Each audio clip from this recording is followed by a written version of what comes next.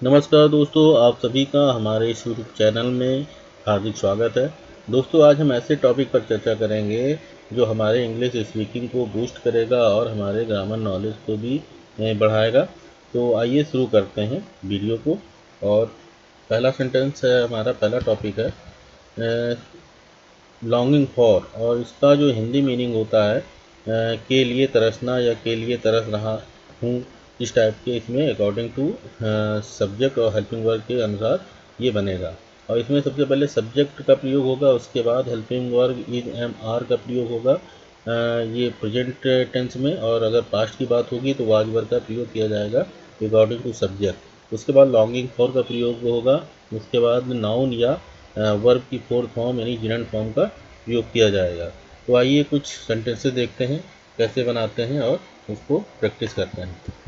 हमारा पहला सेंटेंस है, मैं मुंबई जाने के लिए तरस रहा हूँ। तो इसका ट्रांसलेशन है, I am longing for going to Mumbai. अब अकॉर्डिंग टू स्ट्रक्चर इसमें देखें, सबसे पहले सब्जेक्ट आई का प्रयोग किया गया है, उसके बाद एम का प्रयोग किया गया है, और उसके बाद लॉन्गिंग फॉर का प्रयोग किया गया है, उसको गोइंग टू मुंबई। दूसरा है, लड़के मैच खेलने के लिए तरस रहे हैं। तो इसका ट्रांसलेशन है, the boys are longing for playing the match. ये भी अकॉर्डिंग टू स्ट्रक्चर है, और चूंकि ये द बॉयज़ प्लूरल नंबर है इसलिए यहाँ पर आर का प्रयोग किया गया है। तीसरा है, सुरेश रवि से मिलने के लिए तरस रहा है। तो इसका ट्रांसलेशन है, Suresh is longing for meeting to Ravi. चौथा है, बच्चे पढ़ने के लिए तरस रहे हैं। तो the children are longing for reading और या स्टडिंग। यहाँ पर रीडिंग का भी प्रयोग कर सकते हैं, बोल के पढ़ने के लिए रीडिंग का प्रयोग किया जाता है, और स्टडी करने को मतलब तैयारी करने को या उसको स्टडी कहा जाता है। तो पांचवा है, वह नाचने के लिए तरस रहा है। तो he is longing for dancing. Next topic देखते हैं। नेक्स्ट टॉपिक है हमारा कांट हेल्प, और इसका जो हिंदी मीनिंग होता है के बिना नहीं रह सकता। तो इसमें सबसे पहले सब्जेक्ट का प्रयोग किया जाएगा, और उसके बाद कांट हेल्प का प्रयोग किया जाएगा, उसके बाद वर्ब की फर्स्ट फॉर्म में आईएनजी का प्रयोग किया जाएगा, और यहाँ पर सब्जेक्ट कुछ भी हो उसके साथ कांट हेल्प का ही प्रयोग किया जाएगा। तो आइए कुछ सेंटेंसेस बनाते हैं, बहुत इंपॉर्टेंट टॉपिक है, हमेशा कन्वर्सेशन में ये काम आता है। मैं अंग्रेजी बोले बिना नहीं रह सकता हूँ। तो इसका ट्रांसलेशन है, I can not help speaking English. मतलब मैं अंग्रेजी बोले बिना नहीं रह सकता हूँ।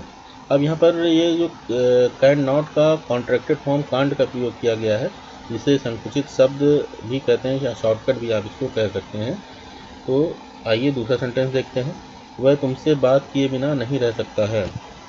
तो इसका जो ट्रांसलेशन है, he can't help talking to you. According to structure इसमें देखिए सब्जेक्ट ही का प्रयोग किया गया है, उसके बाद कांट हेल्प का प्रयोग किया गया है, उसके बाद वर्ब फोर का प्रयोग किया गया है यहाँ पर टॉकिंग टू यू।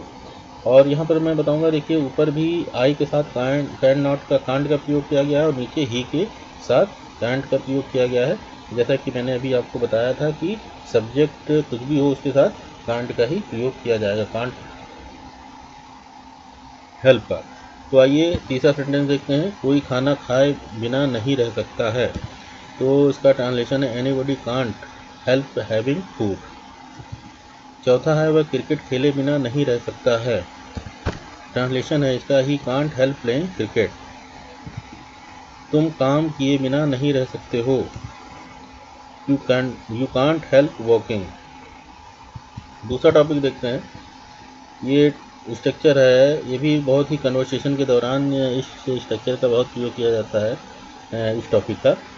ये है, इट इज़ टाइम टू, और इसका जो हिंदी मीनिंग होता है, ये समय है या का समय है, ये मतलब हमारे पढ़ने का समय है या लिखने का समय है या मुझे घूमने का समय है, या इस तरह के जब सेंटेंसेस बोले जाते हैं कन्वर्सेशन में तो इसका प्रयोग किया जाता है। इट टाइम टू, इसको शॉर्टकट में भी इट्स टाइम टू भी कहते हैं। तो आइए कुछ स्ट्रक्चर के अनुरूप कुछ सेंटेंसेस बनाते हैं। हमारा पहला सेंटेंस है, ये खाना खाने का समय है। तो यहाँ पर देखिए it is time to have food. यहाँ पर इट इज़, जैसा कि भी मैंने बताया, इट्स बोला जाता है, तो ये भी कंट्रैक्टेड फॉर्म है इसका, इट इज़ का, जिसे संकुचित शब्द कहते हैं। उसके बाद यहाँ पर हैव ईट, खाने के लिए हैव का प्रयोग किया गया है। यहाँ पर ईट का भी प्रयोग किया जा सकता है, दोनों में से किसी का प्रयोग किया जा सकता है। दूसरा है यह दौड़ने का वक्त है, तो इसका ट्रांसलेशन है इट्स टाइम टू रन। तीसरा है ये गाने गाने का समय है, तो it's time to sing a song. चौथा है यह अकेले रहने का वक्त है, तो it's time to live alone. पांचवा है ये कार चलाने का समय है, तो it's time to drive a car. Thanks for watching. दोस्तों, अगर आपको वीडियो अच्छी लगी हो तो प्लीज़ इसको लाइक कीजिए, शेयर कीजिए और सब्सक्राइब जरूर कीजिए दोस्तों, और बेल आइकन को प्रेस कर दीजिए ताकि मैं कोई नई वीडियो अपलोड करूं तो उसका नोटिफिकेशन आपको मिल जाए। ये तो कुछ नाम मात्र के हमारे एग्जाम्पल थे, और इसी पर आधारित आप अपनी तरफ से बनाने का प्रयास कीजिए। मैं फिर आपके बीच में एक नई वीडियो के साथ उपस्थित हूँगा। तब तक के लिए बाय बाय।